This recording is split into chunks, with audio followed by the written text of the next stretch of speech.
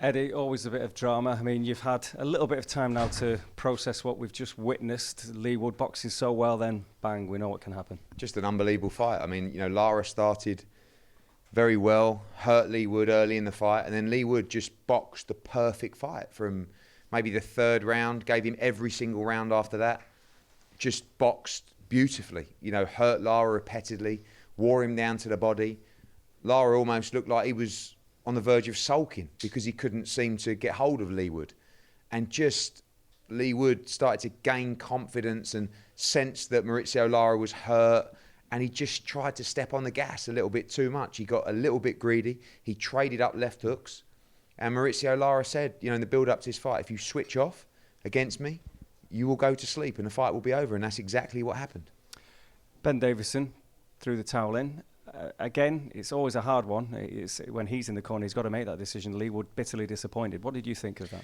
I think sometimes it's easy to say after the fact, and what was left, 8-9 seconds in the round, that's more than enough time for Mauricio Lara to land a dozen hurtful shots, and it only would have needed one. Leigh Wood was completely out on his feet. He managed to leave the ring on his feet with a rematch clause, and if the fight would have continued, there was every chance that he didn't leave on his feet. And it's all very well people being brave and say, let it go. But ultimately, Ben Davison has sometimes the hardest job in the world to protect his fighter.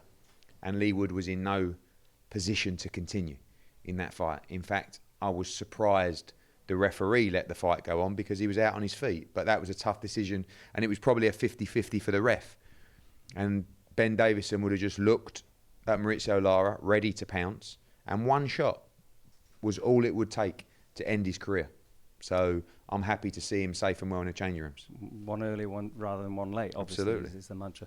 Now then, you mentioned rematch clause. You said in the ring after the fight that maybe, I think you said it could be Josh Warrington in with Lara, and then Leigh Wood fights the winner. I mean, I know it's very, very early now. We've only just seen the fight end the way it did. But what's your kind of gut feeling on where it all takes shape? I mean, next? look, Leigh Wood's going to be very frustrated because he was up on the scorecards, I think, by 3 rounds, 2 rounds, and was on the way to a massive victory. I mean, I was actually thinking a few seconds before the knockdown, this is one of the great performances from a British fighter, and the one thing that no one picked was Leigh Wood on points.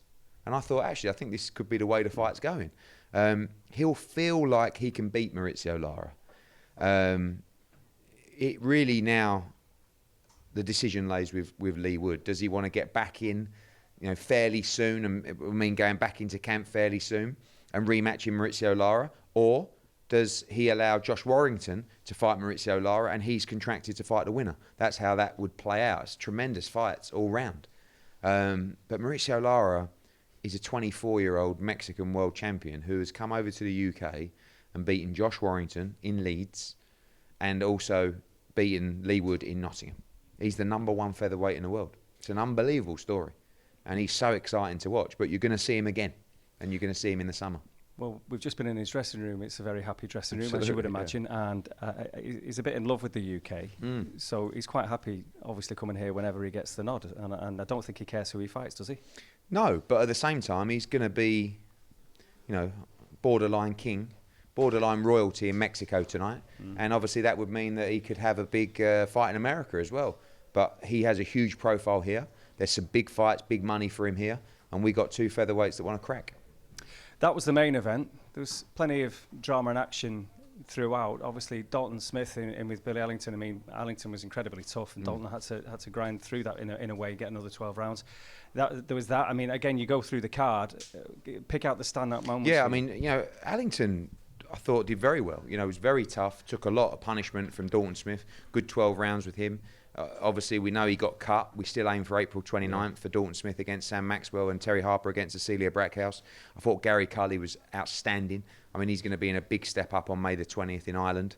At the same time, Chev Clark, great 10 rounds banked. Gamaliel Fire with a devastating defeat. Big win for the away corner from Ruiz, and great performances from Junaid Boston, Aaron Bowen. We loved Kieran Conway and Sam Maxwell with a win. So a huge night all round, and capped by the showreel knockout, really, from Mauricio Lara.